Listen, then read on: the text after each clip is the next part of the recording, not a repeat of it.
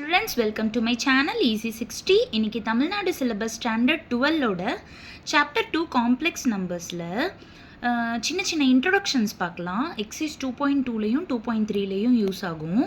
இப்போ சில கொஷின்ஸில் ரெக்டாங்குலர் ஃபார்மில் எழுதுங்க அப்படின்னு சொல்லிட்டு கேட்பாங்க. ரெக்டாங்குலர் ஃபார்ம்னா என்ன அப்படின்னா, இந்த மாதிரி ரியல் பார்ட்டும் இமேஜினரி பார்ட்டும் சேர்த்து எழுதுறது தான் ரெக்டாங்குலர் ஃபார்ம். இதில் எக்ஸுன்றது ரியல் பார்ட்டு, ஐ இதில் ஐ இருக்கிறதால வையை நம்ம இமேஜினரி பார்ட்டுன்னு சொல்லுவோம். கொடுத்துருக்கிற கொஷினை சிம்பிளிஃபை பண்ணிவிட்டு ஃபைனல் ஆன்சர் இந்த மாதிரி எக்ஸ் ப்ளஸ் ஐஒய் ஃபார்மெட்டில் இருந்துச்சுன்னா அதுதான் ரெக்டாங்குலர் ஃபார்ம்.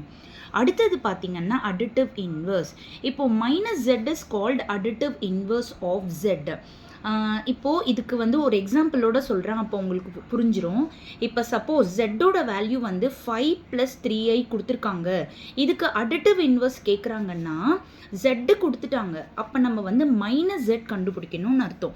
மைனஸ் ஜெட்னா என்ன பண்ணணும்? +5ஐ -5ஐ எழுதிடணும், +3ஐ -3ஐ எழுதிடணும். இதுதான் additive inverse. Additive inverse base பண்ணி ஒரே ஒரு சம்மு தான் இருக்குது. அதனால் இதை கேர்ஃபுல்லாக படித்து வச்சுக்கோங்க, ஏன்னா டக்குன்னு மறந்து போகிறதுக்கு வாய்ப்பு இருக்குது. அடுத்தது பார்த்தீங்கன்னா multiplicative inverse.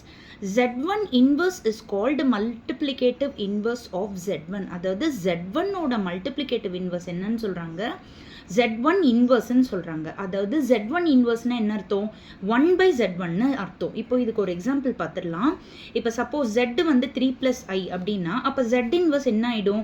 Reciprocal, that is 1/3 + i. இந்த மாதிரி ரெசிப்ரோக்கல் பண்ண பிறகு நம்மளுக்கு டிவிஷன் ஃபார்மேட்டில் இருந்ததுனாலே நம்ம என்ன பண்ணணும்? காஞ்சுகேட்டால் மேலேயும் கீழேயும் மல்டிப்ளை பண்ணணும். ஸோ 3 + iக்கு காஞ்சுகேட் எடுத்தால் 3 - i/3 - i. So 1 × 3 - i 3 - i ஆகிடும். கீழே a + b × a - b மாதிரி இருக்குது. So a² - b². அப்போ 3 - i/3² 9 ஆகிடும். i² -1 × -, அப்போ +1 ஆகிடும். அப்போ கீழே 10ன்னு ஆகிடும்.